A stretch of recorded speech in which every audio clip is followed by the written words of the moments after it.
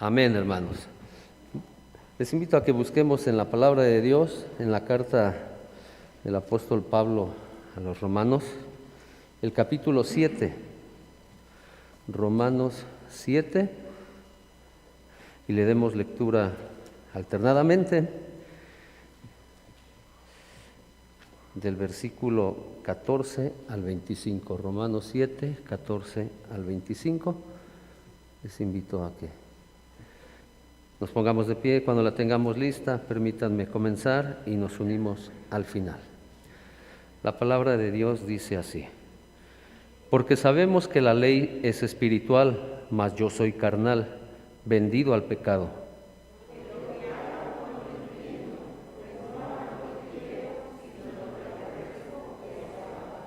Y si lo que no quiero, esto hago, apruebo que la ley es buena.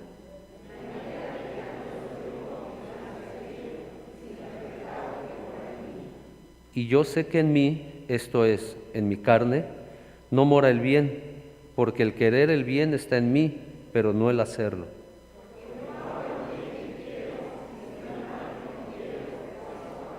Y si hago lo que no quiero, ya no lo hago yo, sino el pecado que mora en mí.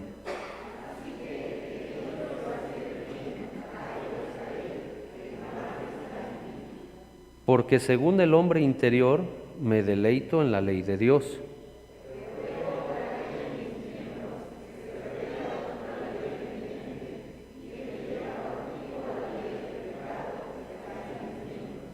Miserable de mí, ¿quién me librará de este cuerpo de muerte? Gracias doy a Dios por Jesucristo, Señor nuestro. Así que yo mismo con la mente sirvo a la ley de Dios, mas con la carne a la ley del pecado. Amén.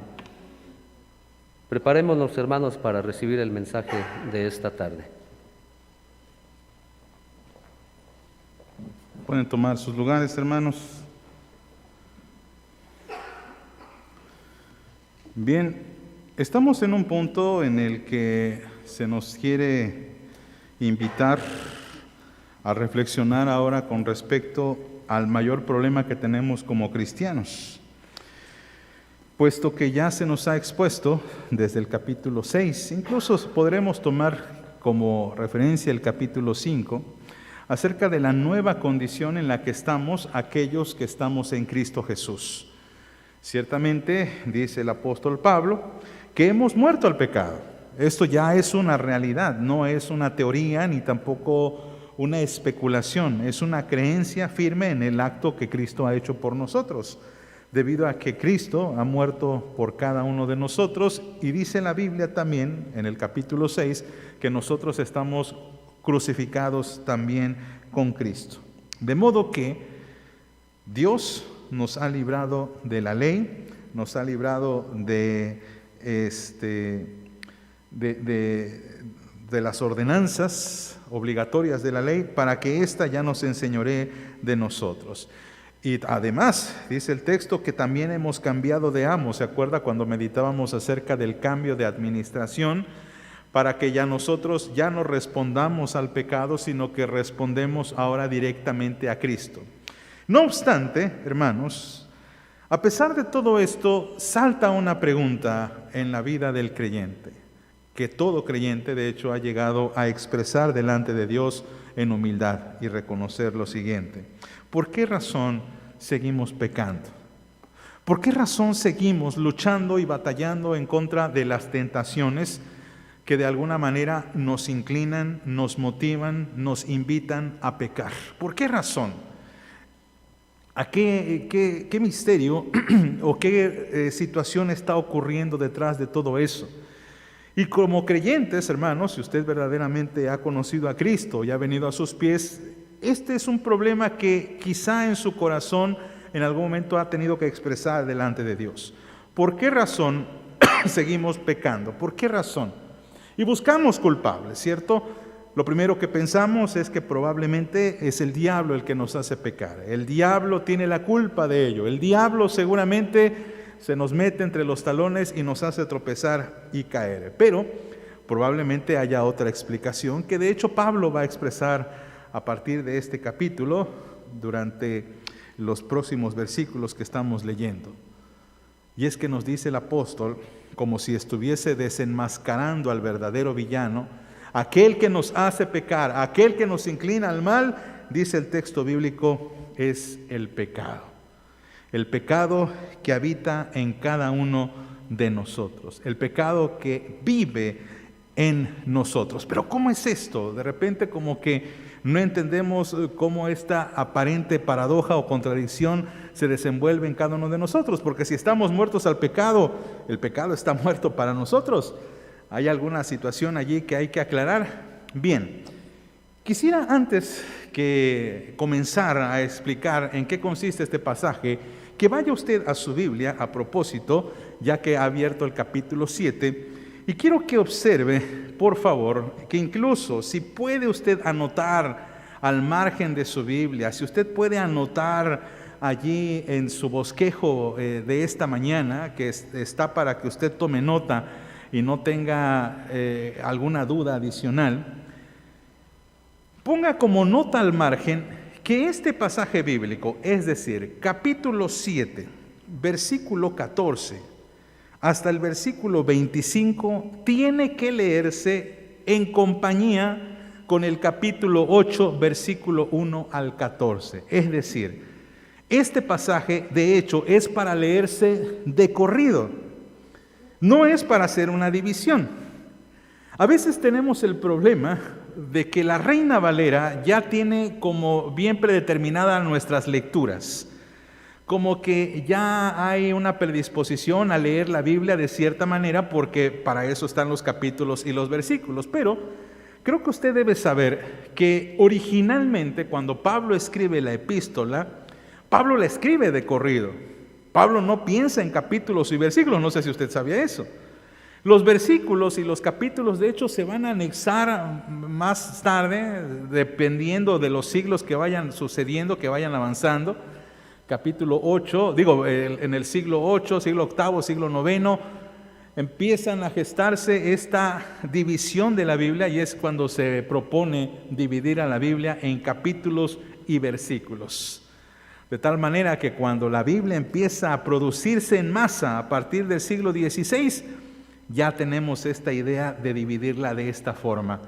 Y pues Reina Valera, por supuesto, hace también su propia división y coloca ahí algunos subtítulos. En algún momento esto nos ayuda, es cierto, nos ayuda a leer, nos ayuda a ser objetivos, a partir los versículos o los capítulos por partes y secciones, pero en ocasiones esto limita muchísimo el entendimiento.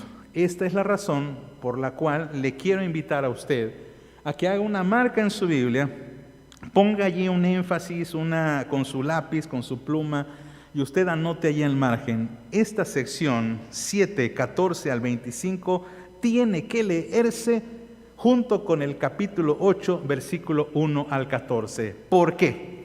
Porque ambas partes están conectadas, porque ambas partes se explican mutuamente. No podemos separarlas. Ahora, desafortunadamente, por falta de tiempo, no pudimos hacer un sermón más vasto porque, pues les digo, el tiempo nos apremia, y es por eso que tuvimos que hacer esta división, aunque francamente estaba tentado a no hacerla, porque es así como se debe entender. Y ahorita van a saber las razones del por qué digo esto. Entonces, refrendo y permítanme ser muy reiterativo. Capítulo 7, versículo 14 al 25, tiene que leerse junto con capítulo 8, versículo 1 al 14.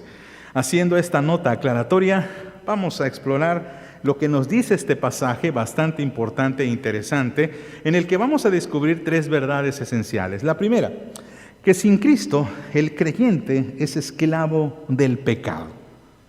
En segundo lugar, sin Cristo el creyente no produce justicia. Y como última parte, vamos a observar en el último versículo que con Cristo, vean que los dos primeros son sin Cristo, el último es con Cristo, el creyente tiene esperanza de santidad, de santificación. Vamos a dividir el texto en tres partes, en tres secciones. Así que, por favor, vamos a orar para pedirle al Señor que en esta mañana ilumine nuestro corazón con su palabra.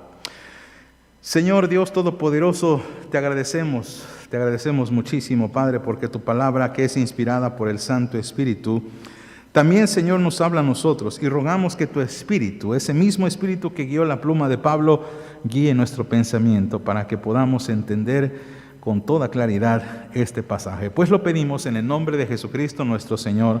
Amén. Bien, vamos a dividir entonces el texto bíblico para abordar el primer punto de nuestra exposición. Sin Cristo, el creyente es esclavo del pecado. Sí, sin Cristo, el creyente es esclavo del pecado. Por favor, vayamos al capítulo 7 y vamos a leer del versículo 14 al 17. Esta es la primera parte, la primera sección. ¿Lo puede leer junto conmigo, por favor? No tenemos otra versión. Ya saben que a veces me gusta ofrecerles una versión un poco diferente, alternativa, pero en ocasiones la Reina Valera es bastante entendible. Bien, dice el texto, Romanos 7, 14 al 17, dice: porque sabemos, todos juntos, porque sabemos que la ley es espiritual, mas yo soy carnal, vendido al pecado. Porque lo que hago no lo entiendo, pues no hago lo que quiero, sino lo que aborrezco. Eso hago. Y si lo que no quiero, esto hago, apruebo que la ley es buena, de manera que ya no soy yo quien hace aquello, sino el pecado que mora en mí. Bien, una primera clave para entender este pasaje, todo este pasaje, de hecho, del 14 al 25, y por esa razón les dije que tiene que leerse junto con el capítulo 8, es que esta parte no trata, mis amados, de una enseñanza doctrinal. No nos habla de la forma en cómo debemos proceder o deberíamos proceder, sino más bien este pasaje nos ayuda a explicar qué es lo que sucede. Pablo nos quiere decir que no tenemos excusa contra el pecado. No hay excusa para que nosotros obremos mal. No obstante, Pablo explica que cuando estas cosas suceden hay una explicación.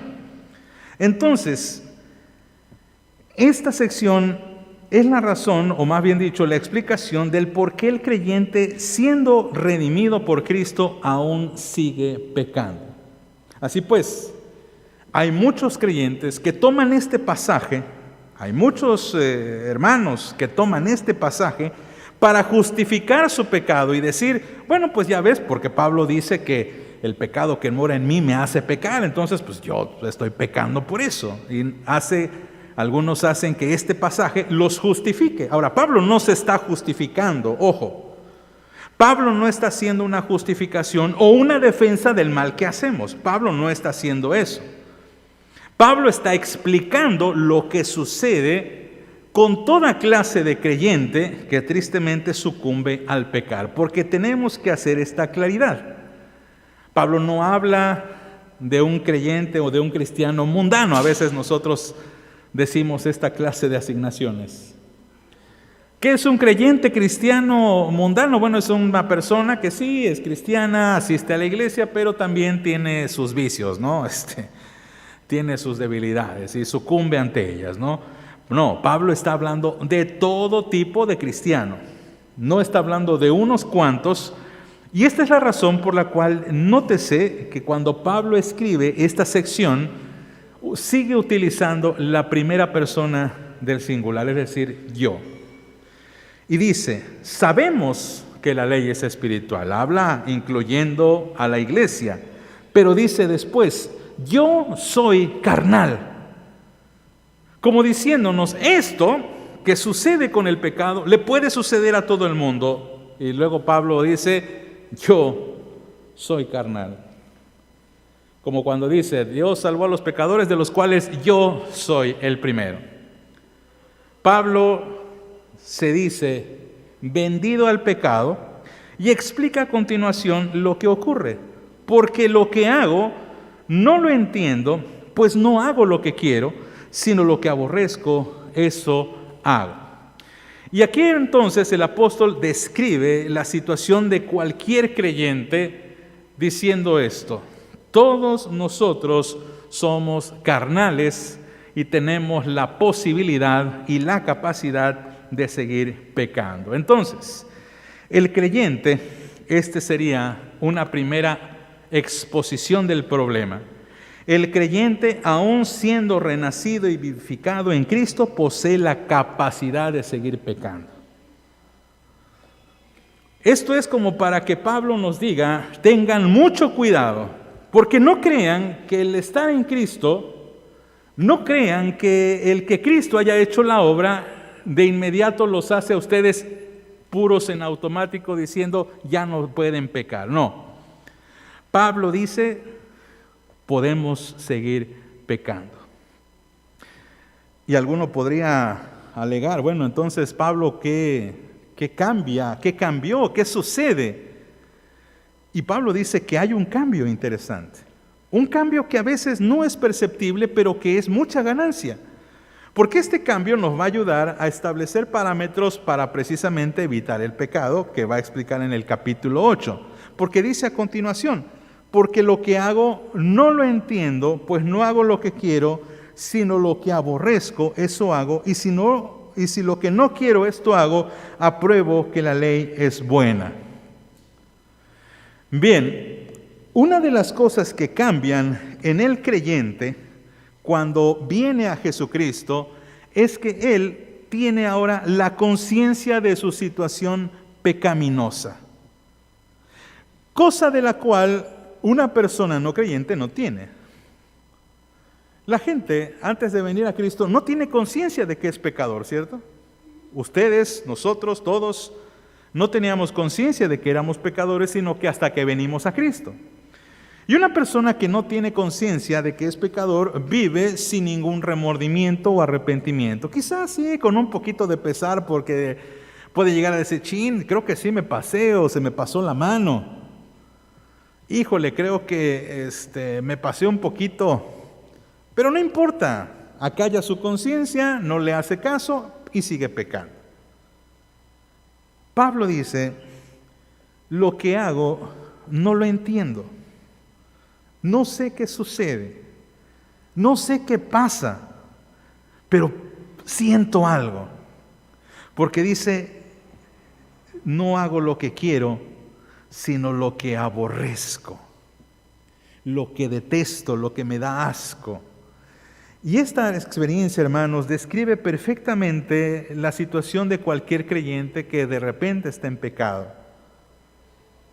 Que dice, híjole, es que me siento tan mal, me siento tan sucio, me siento tan miserable. ¿Cómo es posible que yo siga pecando y siga cometiendo este acto? Y esto es una gran ganancia, mis amados. Ganancia que nos ha puesto Cristo, que ha ganado Cristo por nosotros. Porque, repito, una persona que no es cristiana no tiene ni esta conciencia, ni este aborrecimiento de sus propios actos. Incluso llega a justificarlos. El creyente no justifica porque sabe que lo que está haciendo está mal. Y aquí sí tenemos que ir a lo que es esta doctrina de la regeneración. ¿Se acuerdan ustedes en qué consiste? La regeneración y el llamamiento eficaz. ¿En qué consiste? Bien, consiste en lo siguiente. Todos los seres humanos estamos muertos en nuestros delitos y pecados. Por lo tanto, al estar muertos, no podemos reconocer que somos pecadores, ¿cierto? No podemos. A menos que el Espíritu Santo venga y regenere nuestro corazón y nos convenza de pecado, de justicia y de juicio. Y es allí donde el llamamiento eficaz surte efecto, y es allí donde nosotros nos damos cuenta de nuestra condición de gente caída. El creyente tiene conciencia de su caída y por eso aborrece lo que hace. Y luego, si lo que no quiero esto hago, apruebo que la ley es buena, de manera que ya no soy yo quien hace aquello, sino el pecado que mora en mí. Y entonces el creyente, al aborrecer el pecado, tiene la capacidad de luchar por su santificación. Ahora, estoy describiendo la vida de un creyente, de un cristiano salvo y redimido. Obviamente puede ser que alguna persona diga, bueno, yo no estoy experimentando ninguna de estas cosas. Bien, mucho cuidado. Porque entonces significa que a lo mejor usted no es salvo. Una persona salva, aun cuando siga pecando, tiene por lo menos estas características: conciencia de su pecado y aborrecimiento por él mismo. No se justifica. Por eso decía, hermanos, este pasaje no justifica al pecador, lo describe, lo señala, pone el reflector divino sobre él diciendo: este eres tú.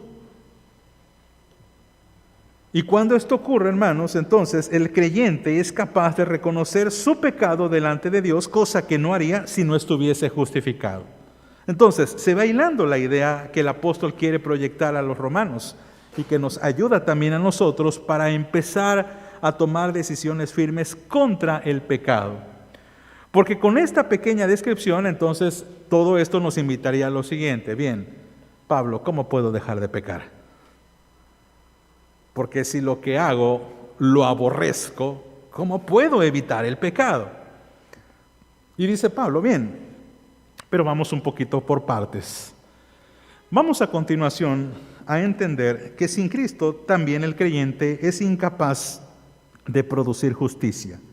Leamos versículo 18 al versículo 24, es la sección más amplia.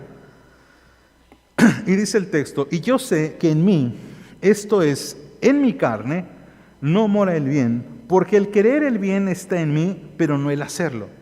Porque no hago el bien que quiero, sino el mal que no quiero, eso hago. Y si hago lo que no quiero, ya no lo hago yo, sino el pecado que mora en mí. Así que, queriendo yo hacer el bien, hallo esta ley, que el mal está en mí, porque según el hombre interior me deleito en la ley de Dios, pero veo otra ley en mis miembros que se rebela contra la ley de mi mente y que me lleva cautivo a la ley del pecado que está en mis miembros. Miserable de mí, ¿quién me librará de este cuerpo de muerte? Bien, una de las cosas que hemos enseñado con las predicaciones previas y que posteriormente Pablo va a refrendar es que la mejor manera de evitar el pecado, la mejor manera de evitar el pecar es hacer lo opuesto precisamente. No solamente ir a Dios, arrepentirse, sino que este arrepentimiento me tiene que llevar a un actuar la obra de Dios, o como dice nuestra premisa, hacer justicia. Y esta es la manera más efectiva de contrarrestar el pecado: acercarse a Dios y obrar justicia, hacer el bien. Y no solamente hacer el bien, hermanos, como quizá algunas personas puedan plantearlo o comprenderlo, porque para mucha gente a veces hacer bien no necesariamente glorifica a Dios. El creyente piensa, cuando hace el bien, en glorificar a Dios, porque ese es su fin principal. Desafortunadamente, los resultados muchas veces distan de esta realidad. En otras palabras, ¿cómo podemos obrar justicia si nuestra carne nos inclina hacia el mal? Pablo lo dice así: yo sé que en mi carne no mora el bien, porque el querer el bien está en mí. Yo quiero obrar bien, pero no lo hago. Porque no hago el bien que quiero, sino que el mal que no quiero, eso hago.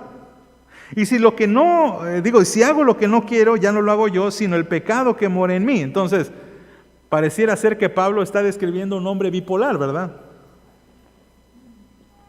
¿Es esa la condición del creyente? ¿Un bipolar que está feliz, pero está triste? ¿Está triste, pero está alegre de tristeza? ¿Puede ser eso posible? Hay una confrontación, hay una lucha en su interior, ¿verdad? Hay una paradoja en la vida de todo creyente. Ya les he dicho con gran abundancia que muchos de los misterios bíblicos, muchos de los misterios teológicos se comprenden desde la paradoja. Y aquí hay una muy extraordinaria. La paradoja del cristiano, porque quiere hacer el bien, pero no lo hace. Y aquí tenemos entonces estas dos realidades. El creyente puede desear hacer lo bueno. No obstante, no lo hace. Y nuevamente, cuando hablamos de hacer el bien, No estoy hablando, amados míos, no estoy hablando acerca de ayudar a una ancianita a cruzar la calle, que son cosas buenas, no es que no tenga que hacerlo. No estoy hablando de no donar una despensa a una gente pobre. No estoy diciendo que no tenga que ayudar a los jóvenes que están afuera haciendo alguna venta para su viaje a la Ciudad de México. No estoy diciendo eso. Hágalo. Pero hay una gran diferencia entre el actuar de un creyente y el actuar de cualquier persona. Las personas generalmente hacen el bien por dos razones: o para callar su conciencia de todo el mal que hacen, o simplemente porque creen que de esta manera pues pueden quedar bien con la gente y quedar bien consigo mismos. Pero el creyente, cuando hace el bien, lo hace por un solo motivo: darle gloria a Dios. Decir: Dios, tú me dices que tengo que hacer el bien, así que en obediencia lo hago. Y por supuesto, la idea es hacerlo con todo gusto, beneficiando también al prójimo, sabiendo que es uno útil para el prójimo. Pero el bien en nosotros es para la gloria de Dios. De allí tomamos, hermanos, esa famosa declaración: el fin principal del hombre es glorificar a Dios. Mis bienes, o mejor dicho, mis buenas obras, sirven para eso. Y es aquí donde está la paradoja. Dice el apóstol Pablo: quiero hacer lo bueno, quiero darle la gloria a Dios, pero no lo hago. Quiero darle la gloria a Jesucristo, pero no lo hago. Y aquí tenemos una gran ganancia también, porque en que el creyente está el deseo, cosa que en los no cristianos no existe eso. El cristiano, la persona que no es cristiana, o puede o no puede hacer el bien, pero nunca le va a motivar la gloria a Dios. Nunca va a decir algo como: bueno, pues voy a hacerlo, pero porque de plano me están insistiendo mucho, ¿no? Nunca piensa en la gloria a Dios. Piensa en glorificar a Dios solamente aquel que es creyente. Y el creyente tiene esta lucha constante entre su carne, que dice el apóstol, y el espíritu. Dice el texto: yo sé que en mí, esto es, en mi carne, no mora el bien. Porque el querer el bien está en mí, pero no el hacerlo. Porque no hago el bien que quiero, sino el mal que no quiero, eso hago. Y si hago lo que no quiero, ya no lo hago yo, sino el pecado que mora en mí. Así que, queriendo yo hacer el bien, hallo esta ley, que el mal está en mí. Porque según el hombre interior me deleito en la ley de Dios, pero veo otra ley en mis miembros que se revela contra la ley de mi mente y que me lleva cautivo a la ley del pecado que está en mis miembros. Vemos esta lucha de Pablo. Porque Pablo se sabe renacido. Esto viene de su conocimiento, porque dice aquí: me deleito en mi mente, dice, mi hombre interior. Quiero hacerlo. Está el deseo en mí, en mi corazón, en mi mente, pero mi carne me empuja hacia el lado opuesto. Está esta batalla, hermanos, esta lucha constante que, repito, es algo descriptivo. No es para que nosotros descansemos y digamos: mira, Pablo enseña que pues como hay lucha entre la carne y el espíritu, pues ni modo. Cuando gana la carne, pues ni modo. Y cuando el espíritu, pues gracias a Dios. Pero si gana la carne, ni modo. Hay personas que interpretan así este texto. Pablo quiere aclararnos con esto de que el pecar no puede evitarse solamente con el esfuerzo o con los deseos genuinos, porque muchos creyentes tienen esta intención. ¿Sabe lo que dice el viejo dicho, verdad? Que el infierno está lleno de buenas intenciones, ¿cierto? Y hay creyentes que a veces así se defienden. Dicen: bueno, es que no quiero, no puedo hacer el bien, pero hubieras de haber visto el deseo que tengo de hacerlo, ¿eh? La verdad es de que, híjole, nadie me gana en los deseos que yo tengo de glorificar a Dios. Tengo muchos sueños por servir a Dios, pero realmente, híjole, no puedo hacerlo. Y cuando leen este pasaje dicen: ya sé lo que me está pasando. Entonces Pablo dice que, pues es mi carne. Bueno, pues ni modo. Dios sabe, Dios comprende seguramente. Pero nuevamente, Pablo hace una descripción de una realidad. No está dándonos una enseñanza de cómo debemos proceder, de cómo debemos defendernos, de cómo debemos justificarnos. No. Hay algo que está mal en ti, a lo que la Biblia le llama carne. Y aquí vale la pena, hermanos, hacer una aclaración importante. Porque el concepto de carne en la Biblia a veces es bastante polisémica, es decir, la polisemia es la ciencia que estudia el significado de las palabras y muchas veces una palabra significa muchas cosas. Una palabra aquí en Jalapa puede significar algo bonito y a lo mejor en otra región significa algo muy feo. Y a veces podemos experimentarlo aquellos que estamos viajando y vemos o sabemos de muchas regiones. Por ejemplo, me simpatizó mucho que una vez estando en Yucatán, ¿saben ustedes lo que es chivear aquí? Chivear. Alguien se chivea, le da pena, le da vergüenza. ¿Sabía usted que en Yucatán chivear es enojarse? Es que se chivió. Ay, pero ¿por qué se va a avergonzar? No, se chivió, se enojó. Ah, bueno, pues dime eso, que se enojó. En Guerrero, ¿sabía usted que alzar las cosas significa arreglar las cosas? Ponte a alzar las cosas. Pues, ¿cómo alzarlas? No, usted levanta la Biblia. No, álzalas. Arréglala. Ah, pues dime eso. Aquí nosotros decimos alzar, es levantar algo, ¿verdad? Bien, la palabra carne en la Biblia tiene muchos significados. Uno de ellos es la naturaleza humana, la humanidad. Dice la Biblia que Jesús fue hecho carne, por ejemplo. Significa que Jesús tomó naturaleza humana. Pero también carne en ocasiones significa lo malo, la concupiscencia, los malos deseos que hay en nosotros, que provienen, por cierto, de nuestra naturaleza caída. Una naturaleza a la cual, hermanos, hemos muerto y hemos renacido. Pero hay algo en nosotros, en nuestro interior, que se niega a morir del todo. Hay algo que se niega a ceder el trono a Jesucristo por completo. Y nuestra carne, nuestro deseo, nuestras concupiscencias, a lo que Pablo habla, el pecado que mora en ti, en Efesios Pablo le dice de otra forma, le dice el viejo hombre. El viejo hombre, la vieja naturaleza, el pecado que mora en ti, como quieras llamarle, dice el texto bíblico, se rebela. Se rebela contra la ley de tu mente, versículo número 23. Veo otra ley en mis miembros que se rebela contra la ley de mi mente. Mi mente quiere servir a Dios. Mi mente quiere glorificar a Dios. Mi mente quiere dejar de pecar. Pero el pecado inunda a mi mente de malos pensamientos para obligarme a hacer lo contrario. Es cuando una persona dice, quiero evitar de pecar, y luego alguien te dice, mira, lo están haciendo allá, el carnaval de Veracruz. ¿Ya viste a las muchachas que están bailando samba? ¿Ya viste allá?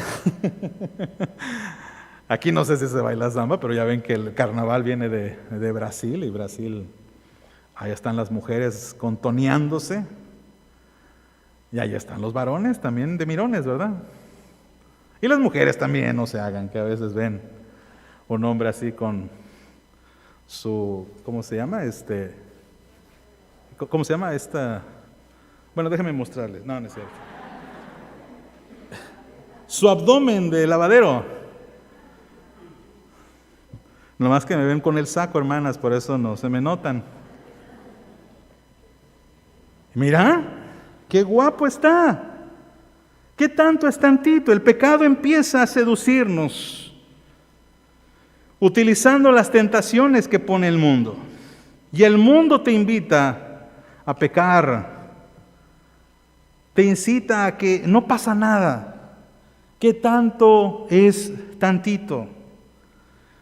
¿Qué tanto es que le des, como dicen los abuelos, ¿verdad?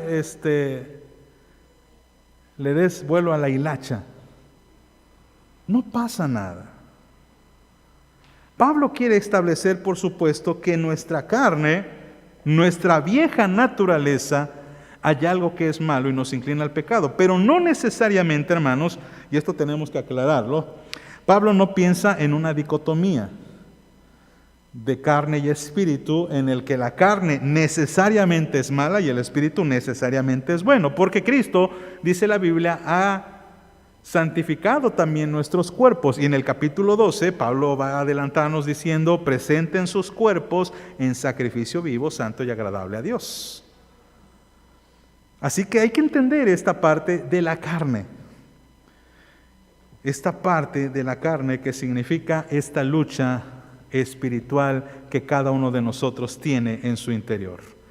¿Para qué, hermanos? Bien, Pablo concluye esta pequeña sección diciendo lo siguiente: con Cristo hay esperanza de santidad. En medio de todo esto, dice el texto bíblico, versículo 25, por favor: gracias doy a Dios por Jesucristo, Señor nuestro. Así que yo mismo con la mente sirvo a la ley de Dios, mas con la carne a la ley del pecado. Ahora, ¿por qué Pablo termina esta sección diciendo: gracias doy a Jesucristo, gracias doy a Dios por Jesucristo nuestro Señor? ¿Por qué Pablo da gracias a Dios por su condición? Dice: porque aún en medio de mi condición hay esperanza. Ya hemos descrito algunas características que el cristiano posee, que son ventajas por encima de aquel que está perdido en sus pecados. Nuevamente, hermanos, nuevamente tenemos que refrendarlo, tenemos que establecerlo. Pablo describe una situación cotidiana. Pablo no enseña cómo justificarnos, está diciendo: miren, esta es una realidad, pero también es una realidad que tenemos grandes ventajas. Porque el cristiano, ya dijimos, es consciente de su pecado, el cristiano es consciente de su aborrecimiento, aborrece el pecado, cosa que antes no podíamos hacer, porque nos gustaba. El cristiano es consciente de su carne, de su naturaleza, y por lo tanto, hermanos, el cristiano es consciente de su necesidad de Jesucristo. Y esa necesidad de Jesucristo le hace acudir a Él día tras día. Esa situación de la que ahora el cristiano sabe y comprende le hace tomar una decisión y hace que acuda a Jesús no solamente una vez en la vida. Por eso es que la salvación, hermanos, no se reduce o no consiste en un momento o a una oración para aceptarle, ¿saben? Hay gente que piensa que con la oración del pecador, ustedes ya saben cuál es, ¿no? Señor, te acepto en mi corazón, me arrepiento de mis pecados, ya la hice, ya no tengo nada que hacer, ya soy salvo. No, hay una dependencia constante de Jesucristo ahora que conocemos nuestro pecado. Y déjenme ilustrarlo de la siguiente manera, porque esto es como cuando uno descubre que está mal y está enfermo. Por ejemplo, muchos de nosotros, tristemente, tenemos un padecimiento que es la diabetes, que puede asociarse con cualquier enfermedad, hipertensión, cáncer en algún momento. ¿Qué sucede antes de que estuviésemos conscientes de nuestra enfermedad? Podíamos comer de lo que quisiéramos, ¿cierto? Y nos llenábamos de cosas que nos gustaban. Te comprabas tu refresco, Coca-Cola de 2 litros, con harto hielo, tus malteadas, ¿verdad?, de este tamaño, dulce, tus hot cakes. ¿Cuántos desayunaron hot cakes? Le echaban su miel y mermelada y dejaban un espacio, ¿verdad?, para el cafecito bien azucarado. Pero de repente llega un momento en el que te empiezas a sentir mal. Quizá la vista te falla, te sientes cansado, empiezan a manifestarse otros síntomas, vas al médico y te dice: ¿sabe qué, señor, señora? Usted tiene el azúcar bastante alto, usted es diabético, usted es diabética. Y le tengo una mala noticia: la enfermedad nunca se va a ir. tiene que aprender a vivir con esta enfermedad. En algunos casos se puede quitar, en algunos casos. Pero los médicos así te abordan. La enfermedad llegó para quedarse. La persona que es consciente de su enfermedad, ¿qué hace a continuación? Se va a llorar, ¿verdad? Primero, claro que sí, pero ¿qué es lo que hace cuando sabe su condición? Se cuida. Y empieza a limitarse, porque sabe que su naturaleza, que su cuerpo, que ya está predispuesto a esa enfermedad, ya no puede digerir el azúcar como antes. Ya no puede proceder a los antojos como antes, si es que quiere seguir vivo y si es que quiere seguir sano. Ya no puede caer en la tentación de aquellas cosas porque ya empieza a manifestarse en otras partes del cuerpo. Ya has escuchado de algunas experiencias tristes en las que a personas tuvieron que amputarle ciertas partes de extremidades porque la diabetes se salió de control. Y si usted se cuida, no solamente toma sus medicamentos, sino que también controla su ingesta de alimentación. Porque usted se ama y se cuida. Pero esto sucede cuando usted es consciente de su enfermedad. Bien, lo mismo sucede, imaginen esta analogía para el problema del pecado. Nunca vamos a vencer el pecado, hermanos. Porque el pecado mora en nosotros. Y esta es la razón, hermanos, por la que reitero que esta sección es descriptiva. Pero sí podemos contrarrestarlo. ¿Acaso es probable o es posible que un diabético viva una buena vida? Y usted lo pueda ver y puede estar muy bien. Oye, pues parece que, híjole, hasta parece que estás de mejor salud que antes, sí. Pero se cuida, no se confía. Sabe que cualquier tentación por allí, maligna, perversa, esta persona puede llegar a caer en un problema bastante grande. El creyente sabe, mis amados, de su problema. Y por este problema tiene que conservarse. Y por eso dice Pablo, gracias a Jesucristo, porque Jesucristo, al morir por nosotros, al abrirnos los ojos, nos da conciencia de este problema. Problema que antes no sabíamos que teníamos, porque el pecado nos separa de Dios.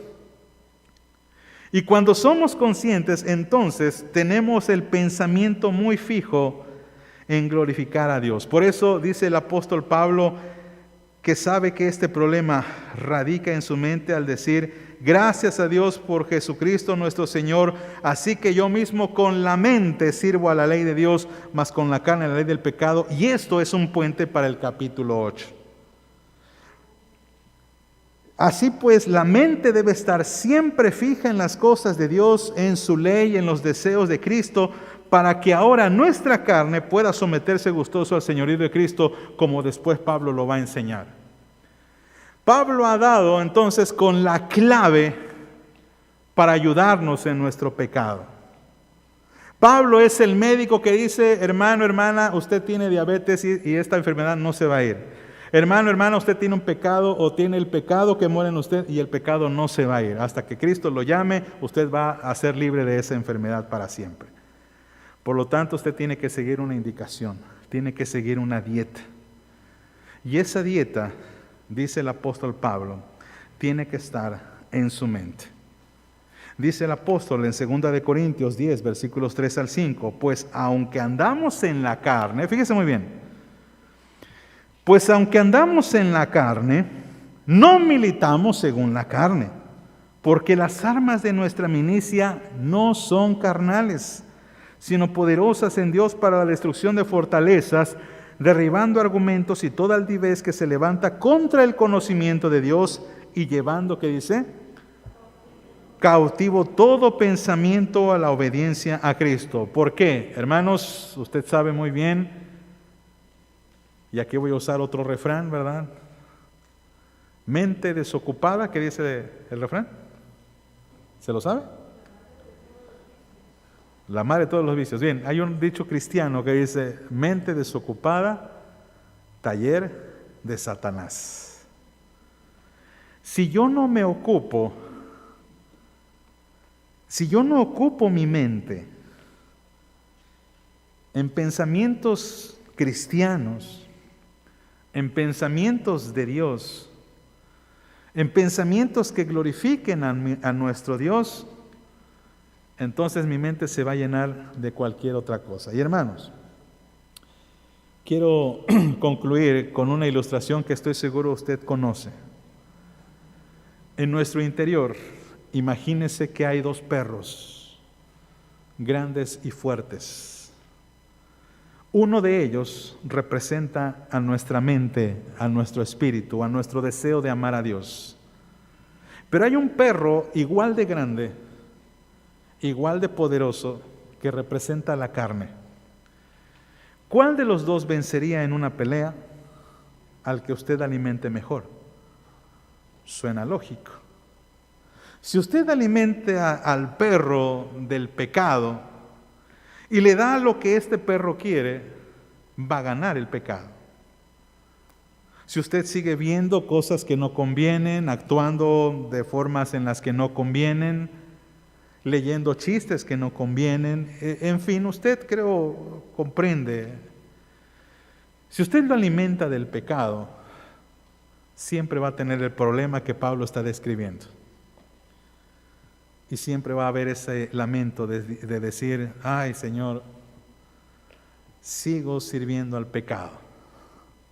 Pero si usted alimenta al Espíritu, si usted le da al Espíritu de comer, a través de la palabra, a través del buen obrar, a través de todas aquellas disciplinas espirituales como la oración, la evangelización, el servicio, el compromiso, hermano, la carne se va a debilitar cada vez más.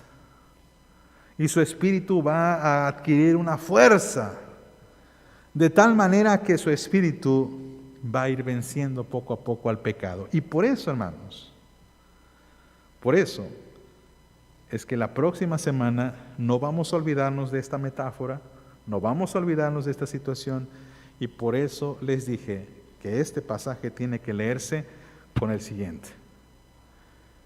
Mientras tanto, baste por saber que el verdadero creyente pasa por esta lucha. Como cristiano, se debate entre su deber y su obrar como ser humano. Y aun cuando estamos en Cristo, el pecado tiene la capacidad de hacernos caer. Y note usted que digo la capacidad, no la potestad, porque el pecado no se enseñorea de nosotros, pero nosotros somos los que le damos permiso.